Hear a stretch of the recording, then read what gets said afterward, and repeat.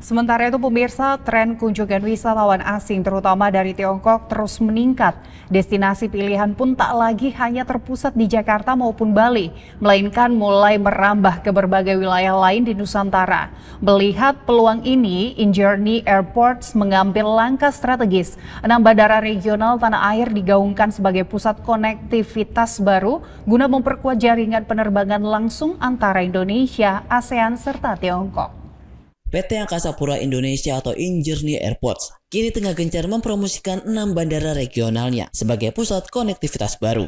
Langkah ini diambil untuk memperkuat jaringan penerbangan antara Indonesia, ASEAN, dan Tiongkok. Seiring dengan terus meningkatnya permintaan perjalanan udara dari negeri tirai bambu. InJourney Airports mencatat, hingga Desember 2025, arus penumpang internasional ke Indonesia telah mencapai 40,9 juta orang. Angka ini mencerminkan pemulihan hingga 110% dibandingkan masa sebelum pandemi, dan Tiongkok menjadi salah satu kontributor utama. Menariknya, tren kunjungan wisatawan Tiongkok kini tak lagi terpusat hanya di Jakarta dan Bali. Sepanjang tahun 2025, hampir 1 juta penumpang tercatat mengunjungi Pulau Jawa, disusul Bali dan Nusa Tenggara hingga 525.000 penumpang, serta Sumatera sebanyak 169.000 penumpang. Bahkan, wilayah Kalimantan, Sulawesi, dan Papua juga mulai menunjukkan pertumbuhan permintaan yang konsisten. Untuk menangkap peluang tersebut, 6 bandara regional yang ditawarkan meliputi Bandara Internasional Yogyakarta, Bandara Zainuddin Abdul Majid di Lombok, serta Bandara Minangkabau di Padang. Selain itu,